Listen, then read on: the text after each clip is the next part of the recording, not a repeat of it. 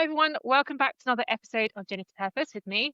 Today, I have the fabulous Patricia Mm. Tallman. Pat, thank you so much for being here. Oh, thank you for having me. First, very easy question is where in the world are you?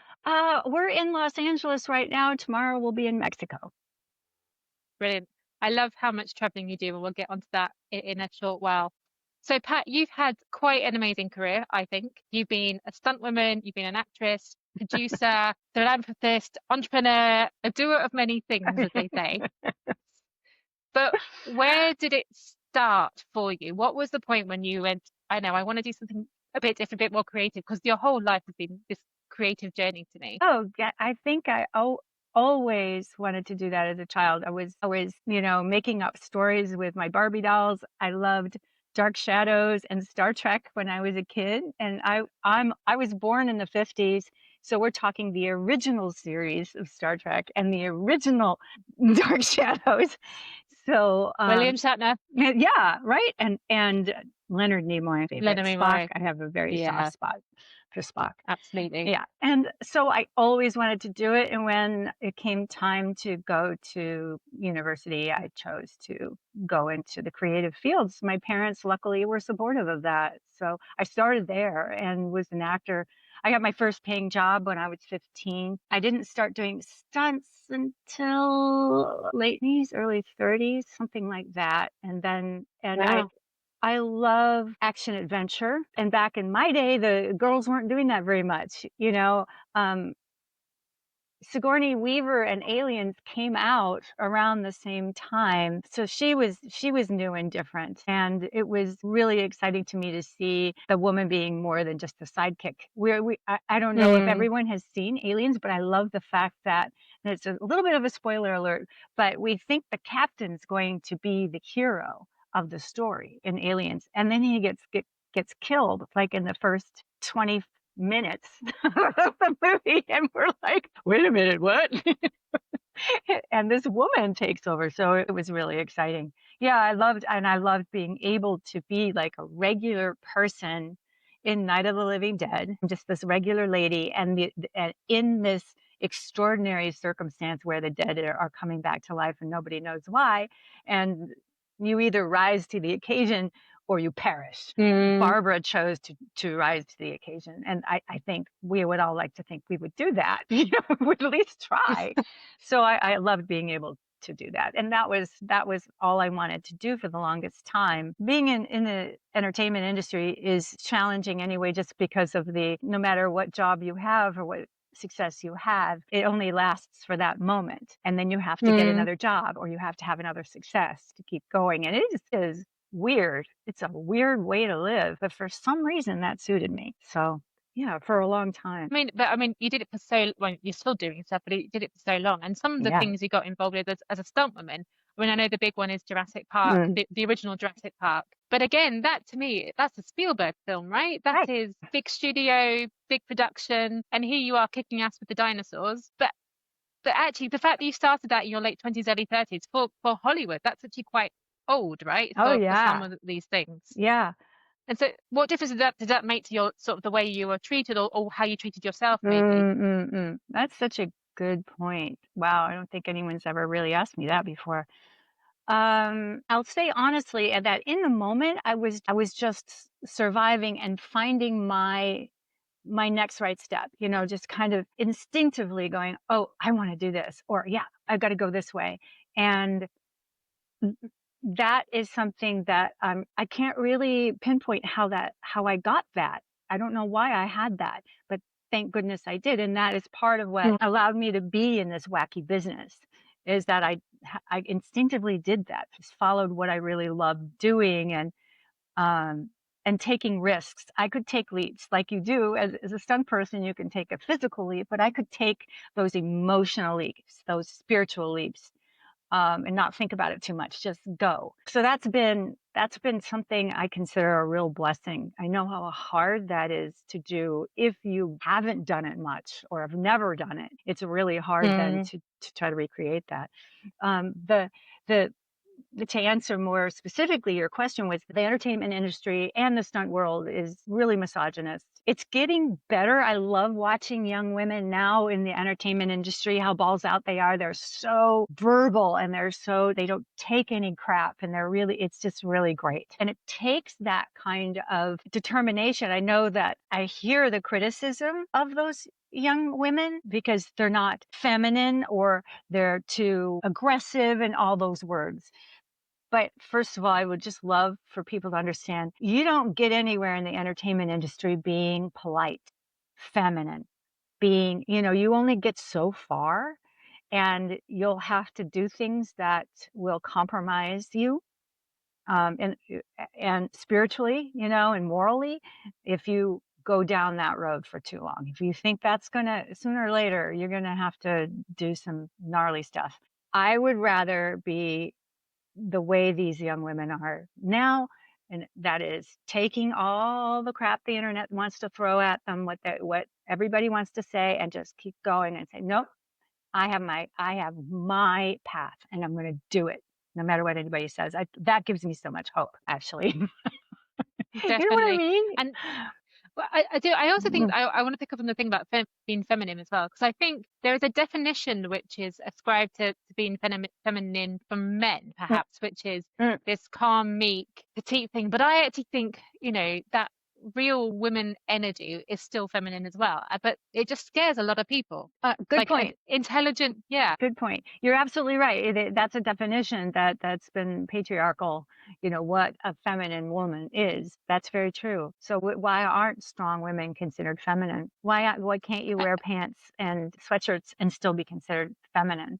It's really still very primitive when we come to how we think about what's feminine. Yeah. absolutely. What I'm loving for the historian in me, as we learn more about history and do more archaeological digs, we're finding more and more examples of women warriors and more examples of women leading It is very and exciting. and being at the front. Yeah. And I'm like, I knew it. No, I knew I know. it. I love that. I love the saying, "We are the daughters of the witches you didn't burn." That's it. I love that. I keep seeing a t-shirt and I had this thing. I was doing a contract and there was a team of people I was managing and they were all men. And this will make you laugh because we had a bit of falling out. They weren't doing what I thought they should be doing for the contract. And we sat down to sort it out. And one of the reasons they thought I was struggling is because I'd never worked with only men before. And I was like, dude, I was in the army. Like, don't think this is the issue, but I really wanted to get that t-shirt and just wear it to all the meetings with them and just go like, I am the daughter of the women that you didn't burn. Right. Again, they didn't mean it in a horrible way. They are what they are. We are what we Well, are. I Um, know, but it's just so limiting the way they want to think about things. oh, Yeah, absolutely. they just yeah. And when you shake their world like that, when you say, "Wait a minute, I was in Afghanistan in a tent," and when you say that, and they're just they can't, yeah. Hmm. It's true. Oh well. I mean, so going back, going back to sort of your career stuff, and the things that I came to know you for was Babylon 5. But what I love about Babylon 5, apart from the escapism, and I think anyone who's watched it thinks it's a universe full of hope, just like Star Trek is a universe full of hope, I think. Mm. But also the camaraderie that you and the cast seem to have on that set. And Mm. I was curious, was that camaraderie normal, that level of familyness? Do you get that everywhere? Or was that something exclusive to Babylon 5? I only experienced it on Babylon 5. I was on a lot of Star Trek sets, and I do know that because I was a stunt double on Star Trek Next Generation, Voyager, and Deep Space Nine. And I do know on Deep Space Nine they did get together and have dinners and stuff, but I wasn't invited, so I don't know what that was like. But Babylon 5 really was like that. And I would say, let me preface this by the time this was in the 90s, we didn't have cell phones. We didn't have the internet. It was a baby internet. It was just getting started. So people actually had to talk to each other. What And is this? now you get on a set and everyone's buried in their phone or on their phone or in their, doing their socials, and people are not interacting and making friends and discovering each other. We were really lucky in that sense that I was lucky to have that experience where I got to know all these disparate types of people on this. We were in a tin can in space. So we were not in location, we were in a studio all the time and really had that luxury of getting to know each other. And I will also say, for those of you who like to go to Star Trek conventions or any sci-fi convention, that's another time where cast members get to hang out and get to know each other in a way maybe they didn't when they were working really hard, and you're on different schedules, so you're not in different scenes, you're not in the call sheet at the same time. So I did get to know other cast members when we were at conventions that I might not have been on the set with that much. But yeah, we're still friends. I just had lunch with Bill Mooney and Claudia Christian, and we talked on the phone with Peter Jurczyk because he's in South Carolina and Oh, we really miss him. Yeah, but so it was and really, really a special time. and going back to how the industry's changing, do you see that family event happening more now, or or is it, as you say, people on their phones and you kind of Mm. different schedules and need to kind of go back to rewind to unwind? Yeah, I don't see it happening now. Yeah, I don't. And maybe it does, but it's different. We had parties at times where everybody was invited, the whole cast, the whole crew, everybody was invited. So we also got to know the crew in a different way.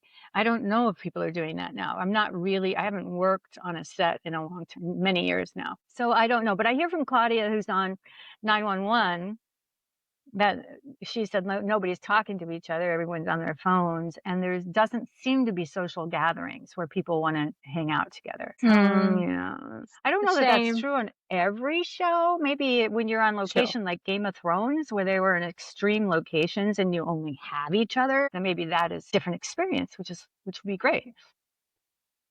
But I Uh, think one of the reasons I asked this is so obviously I know you have this wonderful community, magical living. And I love, what I see with communities online is that again, it's really hard to sustain that bonding. It's really hard to build those connections. yes. But what I love about what you've done with your community is you've found ways of bringing people together. So, you have Hmm. watch parties, you have the meditations, you have the co-working. How much of your experience have you brought to that community? Like how much of the things Hmm. that you've gone and gone, I don't want this, so how can I give this to people, Oh, I is love behind that? that. I love that. Thank you for asking that because it is really important to me. And I was just going through a project that we're running right now. Avery is my digital director, and we're doing a promotion right now. And we're watching how, are we getting the interaction we need online to bring more people into the community? Because I do feel so strongly about community, so strongly. I think we succeed in community. We can only go so far as a lone wolf. And I Mm, do see, especially among my people, sci-fi fans, that there's sometimes this notion of, peopling is hard and people are awful. And it's really easy to go there in the United States these days. The other is awful. And mm, I don't think that serves us as humans. We are anthropologically tribal. We mm, couldn't survive outside the tribe, which is why sometimes when you feel isolated or you feel rejected, you have such a strong reaction. So, what I'm trying to do in the magical living community is give us a platform where it's safe, it's private, nobody's in there that I can't see and know, and I can address problems immediately. And I want people to feel safe to be able to express themselves. Here's my art. We have a lot of people sharing their photos, their art, their writing. I want to get more of that. I want us to hang out and chat about the things that we love, which is why I think the watch parties are fun because the chat's going over on the side and people are sharing and they're having a good time watching either. Sometimes we watch horror movie, we watch sci-fi, or we've got Wicked coming up. We're going to watch together.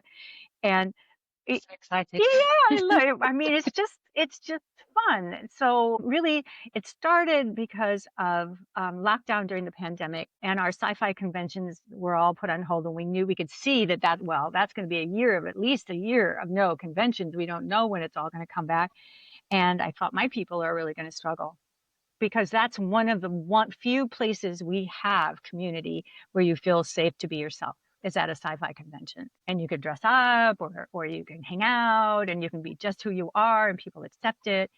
So what the hell are we going to do? So I started B5 events. I like pivoted in 10 days. I had this up. a new business going, to try to get people to show up on Zoom and try something maybe they hadn't tried before. Business people knew about Zoom, but it hadn't really permeated into the social the same way. So that's where the genesis of Magical Living came from. And now, as I've said, I just want to create a safe place where you can be yourself and we can talk about personal development. There is a lot of, maybe not a lot, but there's a few places where you can go and discuss games, discuss sci-fi shows. You can go to Facebook groups and do that, but you don't know these people. And there are moderators, hopefully, in a group like that, but it's not the same. It's just not the same. You won't get to know somebody specifically. And in the Magical Living community, I actually ask people to post an actual photo, not a symbol of themselves. And I want you to use your real name because I am getting to know you. I want to say, hey, I'm going to call on Mike because I know Mike Horton's going to be there for me and he'll know this answer. I know people in there and I want you to know each other. So that's what we're really trying to do. Right now it's a small community of active people. I'd love to get it bigger so that there's more energy in there and there's more diversity in there and people have different ideas. When you were talking about the work parties, that was something that people were asking for. And hey, how do we do this? And Claire said, well, I can get this going. So Claire's running it and Claire is a member. And that's what I want for everybody. There's talk of starting a book club. I just don't have time to have hands-on with everything. So I dearly love when members come up with something they want to do and then I can help them build it out and get it going. But yeah, I love the fact that we can talk about, well, for example, a topic now, the holidays are coming. And here are the issues that I face during the holidays. A lot of people in the community are neurospicy. And so they say, well, my family doesn't understand this. And this is what I know is going to happen. It's like, okay, so how can we prepare and how can we help you? And then in the moment, if you're having trouble, come in the community. My aunt is asking me about my sex life again. Okay, here's what you do. Here we got you. I want it to be like that. I want it to be very alive and in the moment. And I feel like we have it. I just want more. I want more of you in here. I want more of you to express yourself and come up with what would be great for you in this community. I get excited talking about it. You can tell me to be quiet. No, I love it. But I also think that's why it's successful. And there's one thing that I felt about your community so I think there's a perennial struggle between autonomy and connection. We want to feel independent. We want to have the choice to do what we want to do. And I talk about this with other people all the time. It's my favorite topic of conversation. Autonomy versus connection. Okay. But we need the connection, and to have both, we need to compromise. There are times where you don't get to do what you want to do because in order to have connection, you have to compromise on what you want. But I think in order to be really comfortable in that distinction between what I want to do and how I connect, you have to have that safe space to connect.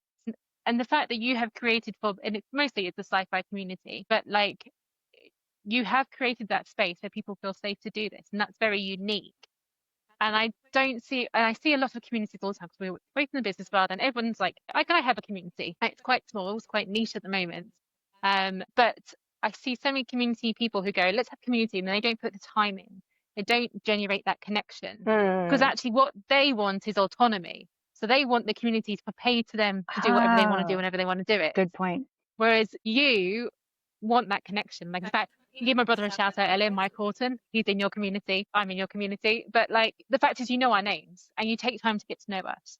And there is obviously this scaling issue. The bigger it gets, the harder it is to know everybody. But there's also a happy medium of I can do more, I can support more, I can welcome more people in and keep that connection. But I think the point I'm trying to make is with you, I never felt it was about your own autonomy. With you, it was about the connection always. Thank you. And you don't see that anywhere. I love that idea of we want the autonomy because we do, and we also need connection.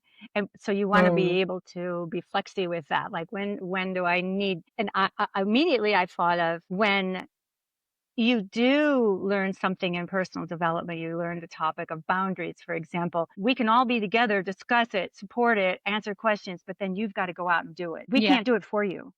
So that's your Exactly. autonomy too, isn't it? It's your Yeah. taking responsibility for Pe- your own self and then coming back and saying, okay, this is how it went. This succeeded. I fell flat on my face in this, or I hit this wall.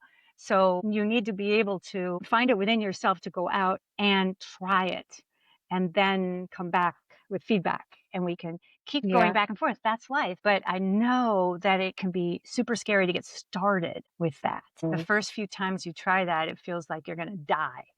Your brain's going, no, don't change anything, But in order for us to thrive, we need to feel we are growing. That's one of the basic human needs, to feel some growth. And it's so Yeah. challenging because there's this other piece of us that just wants to stay comfortable, and we want to stay within our comfort zone. But dreams and goals happen out here, and in between is that gray space that's super uncomfortable. And in a weird, one of the, what do you call that? Like the human paradox is you have to be comfortable with the discomfort. You have to be Yes. familiar with the discomfort and go, oh, okay, now I'm doing this thing. And so I'm going to feel this way, and that's okay. And you want to get that Mm. familiar with it, where you go, oh, okay, I've been through this before, I can do it. But it's hard to get But familiar with it when you're trying to avoid it. absolutely. I'm curious, when was the last time you had to go through that discomfort, Oh, I'm in it do all you the think? time. I'm in it all the time. And I can hear myself when I fight it.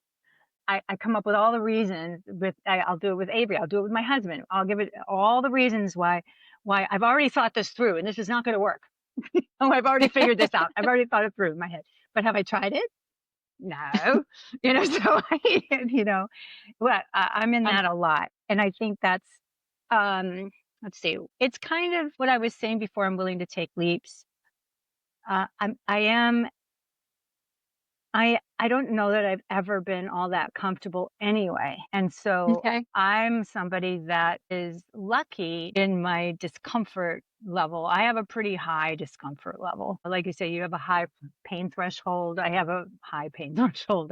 It doesn't mean I'm always successful. It doesn't mean I always do when I know I should Mm. do it. I still justify. I still avoid. I still have major blind spots. But that's why we need community. That's why Yeah. you need people And who get that to just know you. and it confirms that you're human, by the way, so that's good. Yes, I am human. Yeah. But I fail all the time.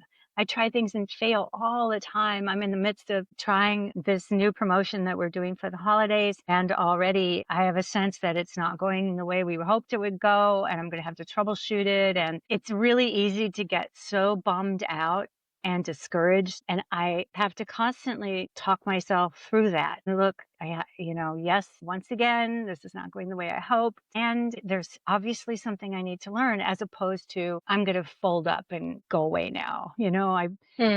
It's hard.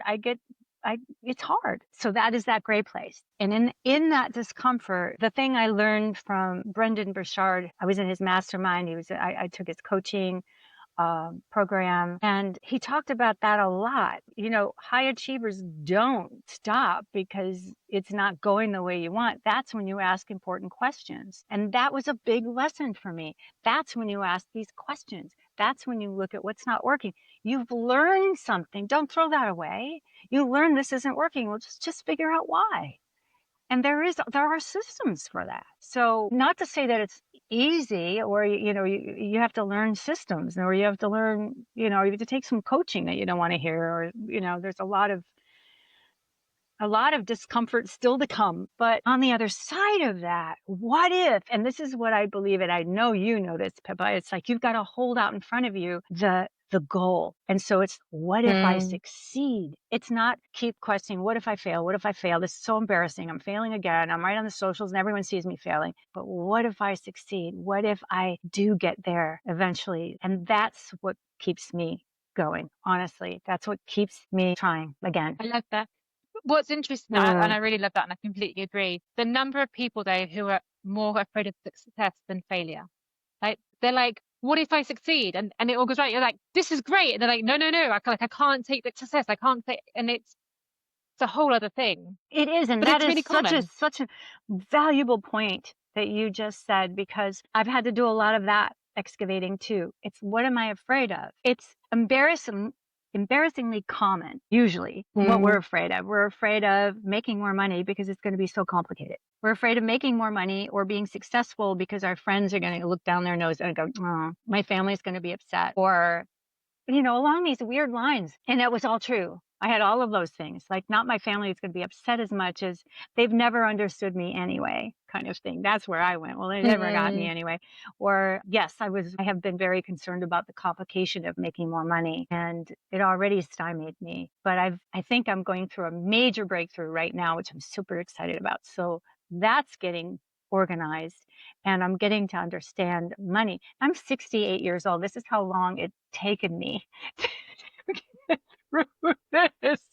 But You learn when you're ready. you do. You just, that's what it's come up because there's potential for making some money. So I'm holding that out in front of me. Is how exciting would this be if I got to the other side of this painful stuff? And it's been excruciating. I had, not to go into this whole story, but I had an accountant that turned out to be an embezzler. And Oh I no. started with him in 2016, I think, and he embezzled a lot of money that I didn't know. And I thought I was God. paying my taxes. I wasn't.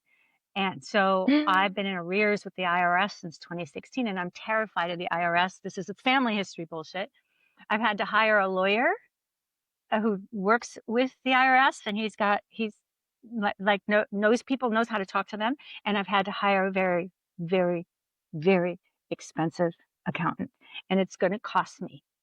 And on the other side of that, I will be free. So I just figure it doesn't matter. I have to pay what I have to pay, and I want to be free. That I want that more than anything. And I realized I had been scared about spending the money because I had been ripped off, and I had all this other, I have the justification if I want to stay scared, but I don't want to stay scared, and I want to feel free. So, and then I'll be free to make the money too. So I think that's Yeah.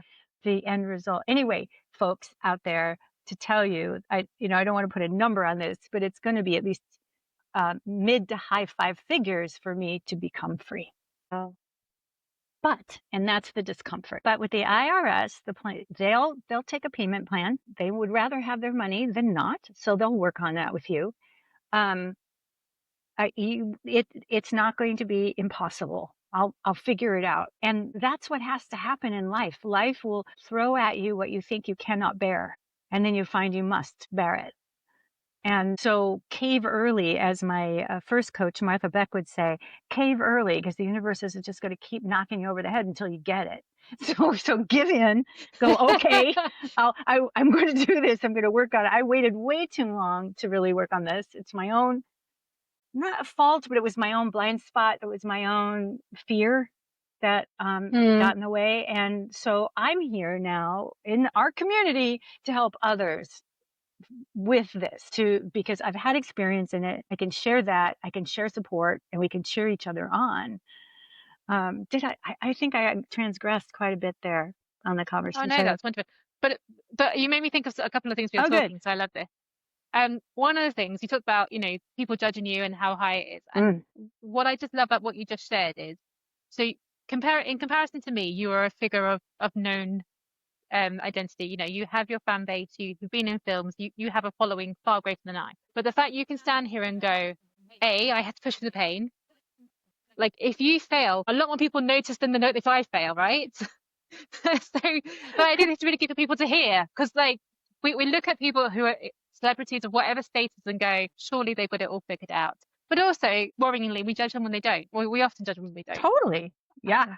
And I think you have to, so again, going back to your resilience, your mindset, you have to have something to push through it. But I think we all have to realize that these people are just noise. So they don't control your life. They don't control you. Oh, we see it. Although I'm sorry to interrupt. Yeah, I didn't mean to. Yeah. No, it's just No, how people will just jump in and say all these weird. You know nothing about this person, but they posted something that now is going to live rent free in your head for the next week. Yeah. Because you're so worried about it. Most of the time, I've found during this past few years that so many of these accounts are bots anyway. They're just from a comment farm.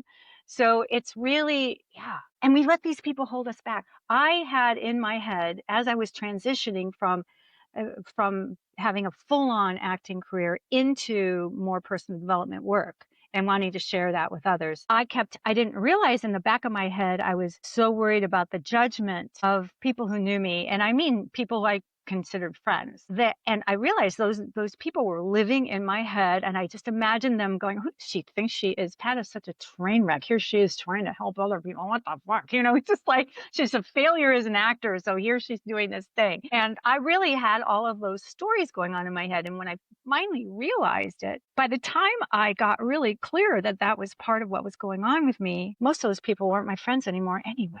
They weren't in my life anymore because they had already proven that they weren't really in my court. And that was part of, I think a lot of you will understand that when you go through a big change in life, often people you thought would always be your friends kind of drop away. You realize you really don't have them. And it's so painful, it's really hard. Mm. But in the end, now you've got space for people who really get you, who want to be your friend and want to support you in a way that you've probably never experienced before. I certainly hadn't, because in the entertainment industry, part of the problem is that everyone's jealous of everyone else. And that's what a lot of the behavior you see going on very publicly. People being catty, as you would say, or people just being mean to each other. And that's where a lot of that comes from, is this massive insecurity and judgment. I mean, it sounds exhausting to be around. It is. But just hearing about it sounds absolutely horrifying. And that's why you'll also see people who are very protective of themselves publicly. And you can see why. I mean, they have entourages. There's a reason for that, It's like having your bodyguards. And there's a reason for that. It might look super pretentious, or you can judge it however you want, and that could be true too. But it's often because you just the cruelty around you, the people who want to see you fail, even on my level, which is way down here compared to a celebrity level. I mean, even then, people are tough. They're tough. Mm. Yeah. So I wish I had known. If I had known what I know now when I was starting off in acting, I would have handled it such a different way, and I wouldn't have been so decimated. But if I hadn't been so decimated, I wouldn't have discovered the personal development at all. I mean, it's the what if. We can what if and then forever. We'll never know. Yeah. So going back to the acting, and if you had to tell someone starting out now, not just for acting, right, but just in life, looking back, I always think when we're 20, we think we know everything and we know absolutely nothing. And then the older I get, the more certain I am that I know nothing. So true. But what might you say to someone starting out now, Gary, with all the stuff that you've learned, even if they won't listen, but they'll remember it later on when they need it? And I kind of, when you said that, I was kind of reflecting on, like, what would I say to myself when I was 20, kind of thing, So I would say, first of all, know what your values are. Just figure that out. It's not a very sexy topic, but get to know what's really important for you and find that inside. Find that, when you think about, and how you do that in my mind is you, for example, if you think love and family are really important, they're high on your values list, then think about, really choose moments where you felt that instantly it brings up that feeling for you. The reason why is we're calibrating our compass, our internal values compass. Like, what are those values, and how do you know when you feel it? Freedom is really important to me. That's always been important. Love and family has been really important. And one of the images I pull up, for example, to feel that love and connection immediately is me with my little toddler son. There were moments of his just expressing pure love for me that blew my mind, and that I can pull up those moments, and in an instant, I know I can feel it. And now I know where that value feels. And if I'm outside of that value system, then I know that that's trouble. That's not okay. So I've chosen to date people that took me way outside that. I didn't feel that. And I was making choices to date people because of the lower part of that compass, where I was feeling fear, I was feeling insecurity, I wanted validation, or any of those things. And I made those wrong choices because I didn't know about this compass idea. I didn't know about holding on to my values.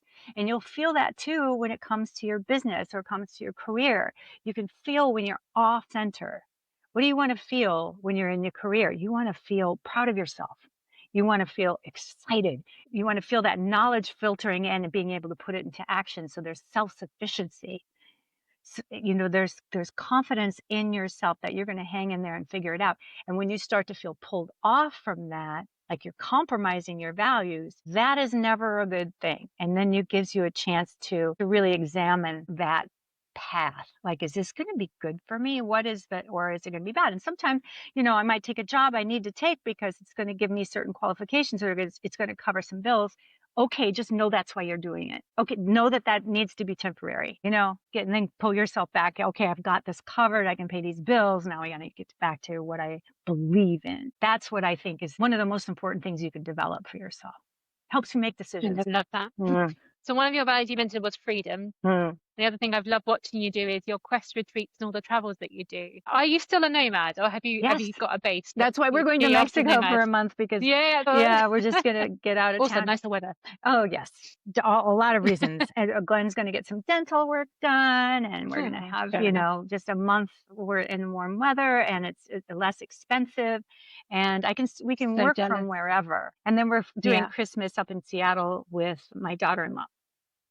So we're going to have a great time. A little bit of everything. Yes. So freedom, there's a couple different ways you can look at freedom, but that particular, being able to travel has always been in part of like a fantasy, I guess. When I was young and when I was in my 20s, that was like to be able to go there. And you see pictures of whatever it is that make you go, that's another, know that feeling on your compass. Know that when you're so thrilled. And because what happens for me when I tap into that, I find a way to make it happen. What if? Oh my God, that'd be amazing. So that's what Glenn and I sold our house in 2022, put some stuff in storage, and just hit the road. And we've been doing that ever since. We thought we'd do it for a year. It's been 4. So, and we haven't really found that where do we want to stay thing yet. That hasn't happened. So, but we've traveled to places in the world that we've really wanted to see. And meanwhile, we work wherever we are. The people in my community, sometimes we've had to change time zones, or they see me getting up at, ridiculous hours to be on with them. And it's fun. It's just fun. But it's also challenging. Talk about comfort zone. There is no such thing anymore. It's just like that goes out the window. And here I am in LA, and we got bed bugs here. I've never had a bed bug, and we had a bed. We're in a nice apartment in LA, and we got bed bugs. So that can happen anywhere. Man. So it's just. Oh, sorry. Go ahead. Well, I was going to say for our honeymoon, we went to China and we flew business class. I had bed bugs from the business class thing, and I got it before so we were like 5 weeks Hong Kong, all around China, and I arrived and I was like 200 bites on my body. And the first 3 weeks, I was like covering my arms up, and it was, you have my sympathy. It's been terrible. I have allergic reaction to it too. So they just look like I've been the huge welts, Yeah. So yeah. Oh, honey. Yeah, wow. Brutal. And you don't want anyone touching you. Don't touch me, because they'll set off the itching. No. And of course, so we did it on this, at the time my sister lived in Guangzhou on the border near Hong Kong. So we flew into Hong Kong, went to see Lindsay, came back over and joined this 4-week tour. It'd been like our dream to do a tour of China. And so I'm meeting this group of 15 people for the first time. And I must have looked like Frankenstein's monster, because I was just like bitten from head to toe, itching all the time. All the time. So I love the group of people. But it was mortifying.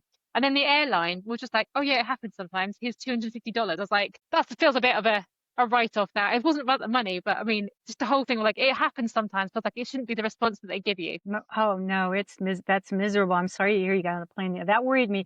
At first we thought maybe we brought it with us, but it turned out that the neighbors had them, and it crawled in under the bedboard. Yeah. And we had no other place to go. So we've been kind of stuck here dealing with it. But yeah, that's life, isn't it? So you get thrown these things, and you need to fix your mindset about it. It's so easy for me to throw a massive pity party. I throw world-class pity parties. So I really need to, I'm doing it again, pull it in. And some days I'm more successful at it than others. So that the good comes with the bad.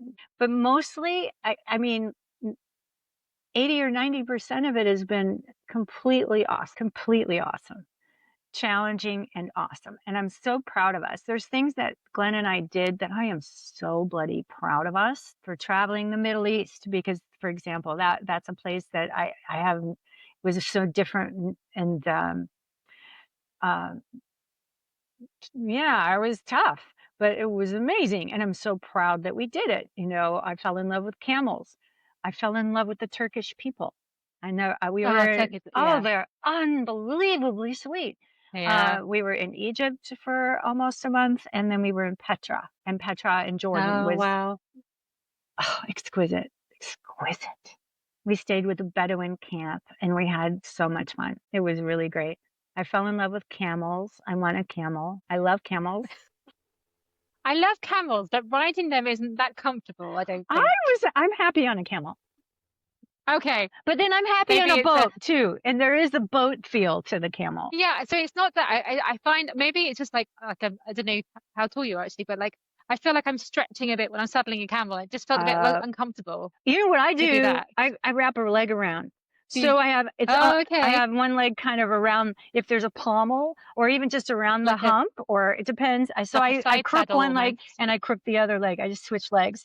That would do the difference. I mean, I Yeah, haven't ridden them enough to have mastered the technique. I've that's had like a it. couple of camel rides, Yeah. so And if you're I'll going to next time run, I'll then you try put that. your legs around both sides. But you know, if he's Yeah, going to run, but otherwise, yeah. Anyway, I have not run on a camel. Again, I don't know how I feel about that. so here's maybe part of what I love about camels, besides I think they're just incredible, incredible They are beings. beautiful They animals. sort of Yeah. represent adventure. They represent it. Just like the other thing that brings that to mind for me is a tall ship, you know, a Right. big Yeah. old Yeah. tall ship. That's Yeah. just like adventure. It screams adventure, you know, that you're out of what you used to know kind of thing. This is, now I'm in a different world.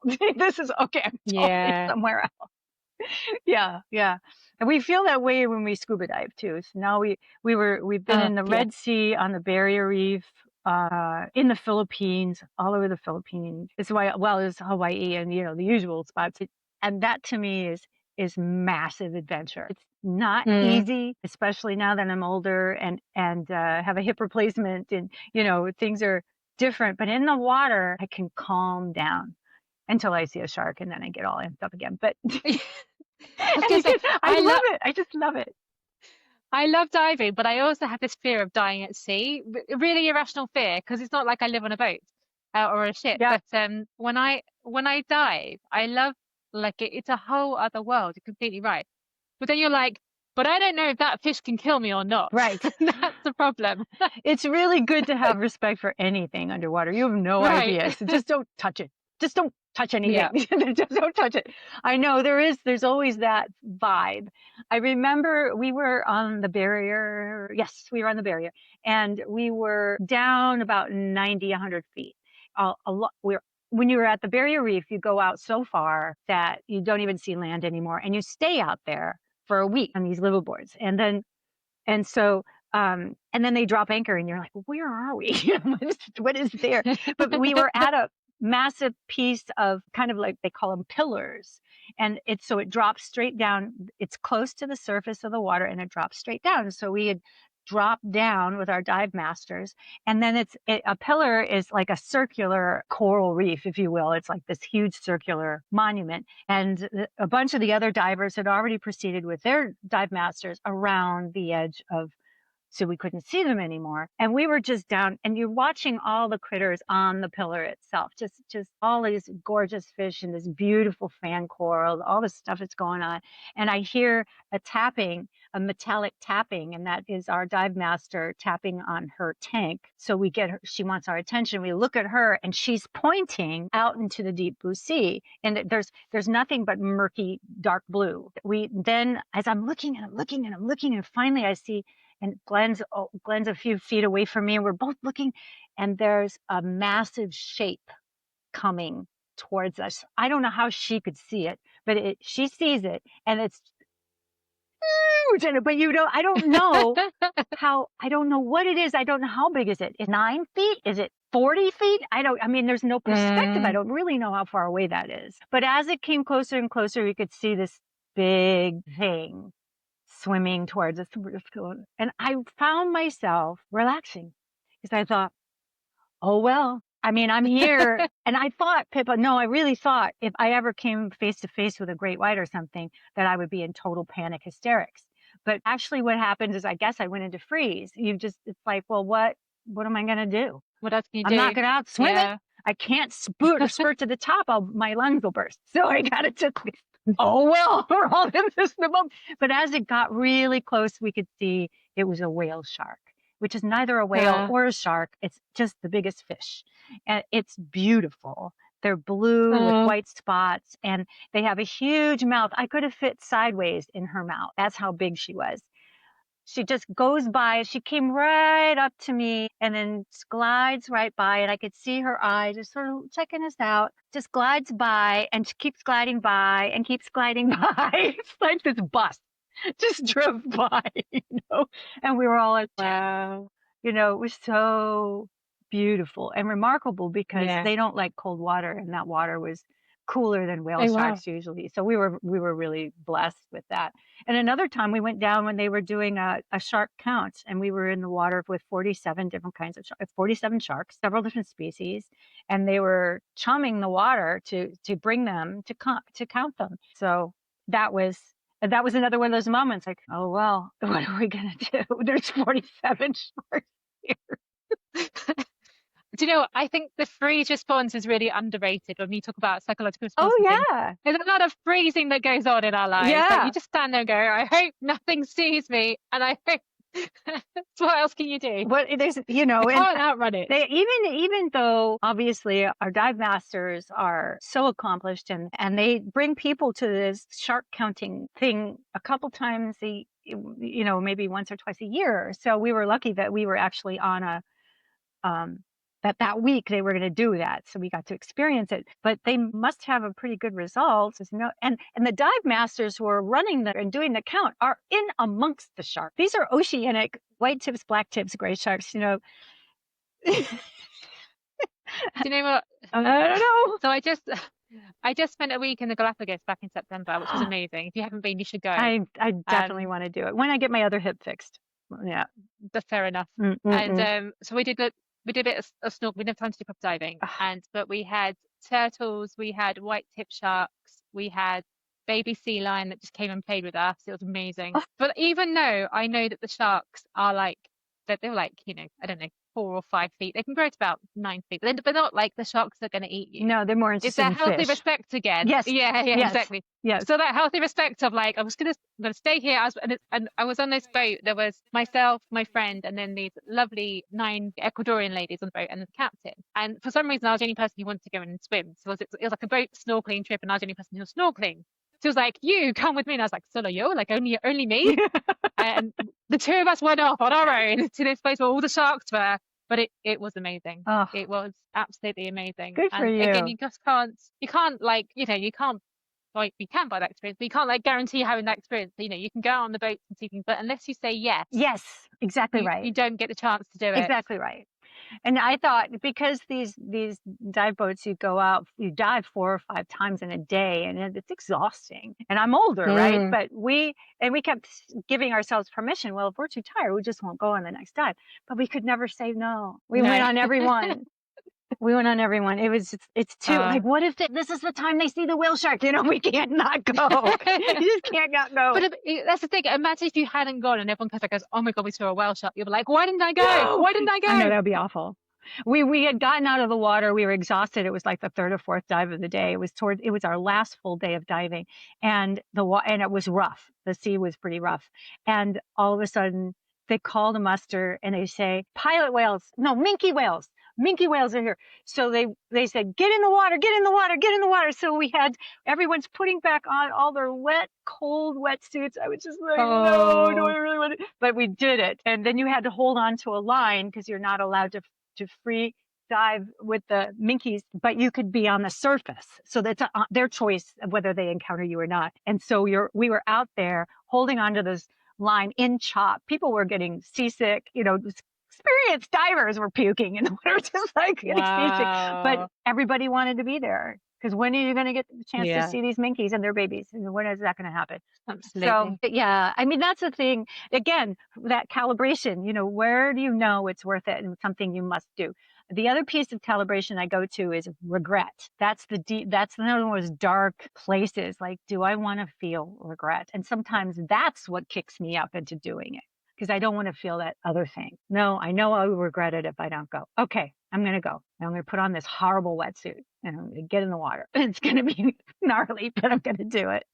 So, and I think that's helpful to know for yourself, like, where is that for you, where you were going to really um, not be proud of yourself, or be the opposite of proud of yourself, maybe disappointed. I wish I had done that. I never want to feel that. I really don't want to feel that. Mm, And there's I enough of love that that. in life that you can't avoid. So, I mean, life is a roller coaster. It is what it is. But yeah, and I do chaos. think, It's complete chaos. oh, so much. So we have to If make I sense of knew it being for an ourselves. adult would be this chaotic, I would not have become an Oh, adult. I mean, oh, I'd like to take it back if that's an option, just to be a child still, oh, but I apparently know. you can't do that anymore. I know. I know. I really, and going back to your point of how young people, I think when they're free of their parents, 18 to 20 or whatever it is, you kick out of your parents' house, and you feel like you know so much. And it's really an interesting thing. It's almost, I wonder if it isn't a biological imperative that young people think they do, because if you knew how much you didn't know, you wouldn't go. You wouldn't do it. Absolutely. Do you know, I had this conversation recently. So I think my 20s are spent like growing up and I just did crazy stuff. So I went to do like Muay Thai in Thailand and I was in the army and I did this and I did that. I just said yes. And then my 30s, I kind of got like an adult job, which was fine. But then I got to my 40s, I was like, I think I kind of lost sight of who I was Mm-mm-mm. because I did this adult job. And actually, the other job was fine, but like the fun wasn't the fun one. So then, I retrained again into therapy and everything else. And Mm-mm-mm. I do, and I joke that every decade I get a new career. But I think it's more about as I get older, it's that compass. I get more aware of where my compass is and I listen to it better, like you. And I kind of go, well, will I regret this? Will this make it happen? Like travel for me itches a part of my brain that nothing else can. I Like that know. new culture, new languages, smell, sight, all of it. There's a thing in my soul that Yeah, just comes alive with it, me too. and it's listening to that. Yes. I forgot to listen to things like that. Yes, and for many of your listeners, it may not be travel. It might be something else though. And again, listening to that, what I think it does is it kicks you to know what your deeper desires are, and making them dream goals, if you will, when you prioritize moving towards that, you are on now a path that is uniquely yours. You're going to learn things that you were meant to learn. You're going to meet people you were meant to meet. You're going to make mistakes, and that's fine. And you're going to have successes. It is Mm. like that's what was meant for you all along. And you being uniquely you, because only you can walk that path. You can have people around you and you'll meet others and you can go together, but your path is still your own. You are fulfilling something in yourself, I think, that you will then start to feel that fulfillment. You're going to start to Mm. feel that inner self-worth in a way. You're expressing it. And I think it'll bring you a joy you didn't know you could have, or that's always kind of evaded. It evades you. That's what I have discovered personally. And I never thought that I thought I would find that as an actor, and I wasn't finding it as an actor. I was getting more and more angry and depleted. And so I thought I can't keep doing this like this anymore. But what am I going to do to make money? What am I going to do? The only thing that I could think of was that I really, really wanted to share what I'd learned. And yet I had no initials. I kind of mentioned that to you before, but I have no formal training. I went to school to become an actor. Now, do I need to go to school again?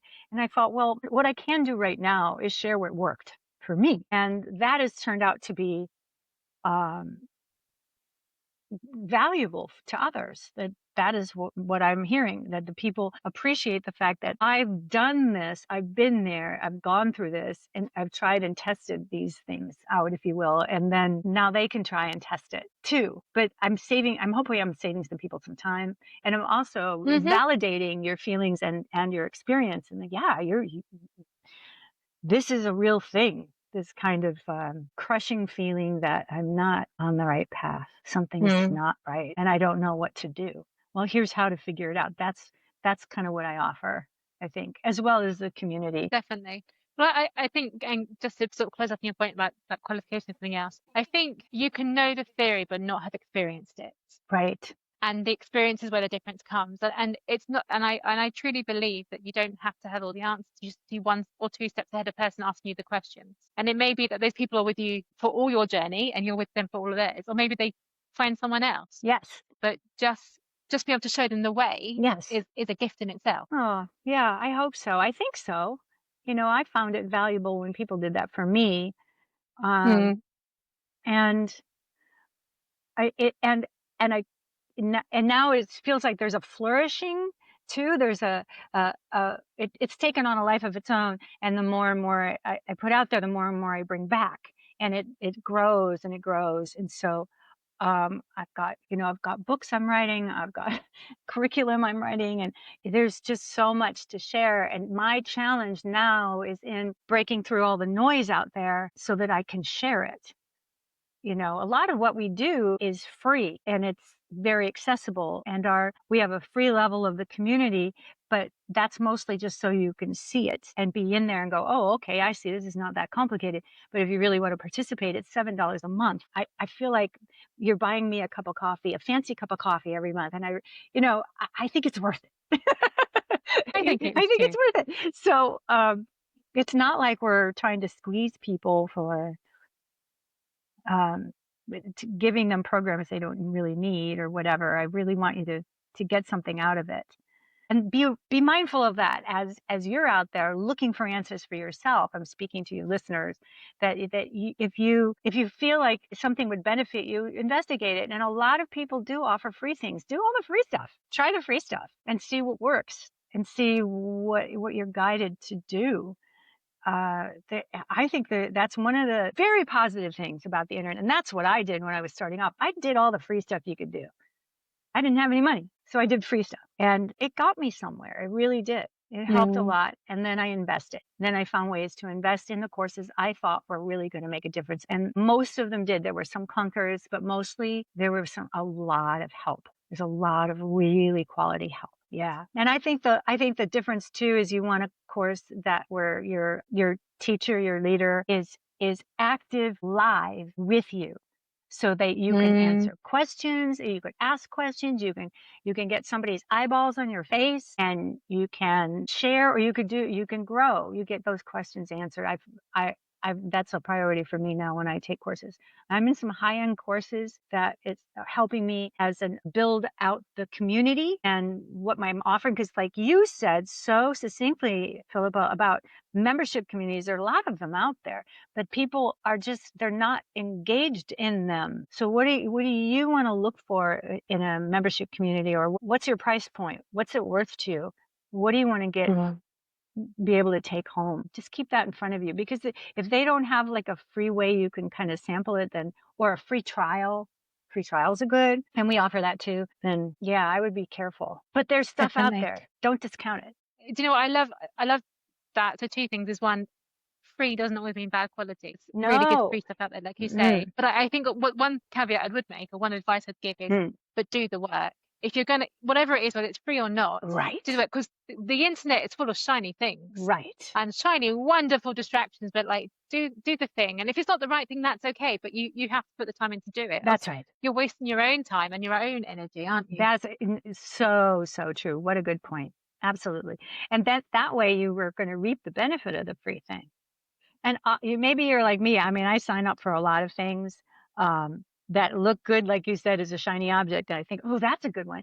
And then I don't actually have the time to do it. Yeah, So now I'm trying definitely. to be more discerning. Not that it costs me anything, but why sign up for stuff you don't have time for?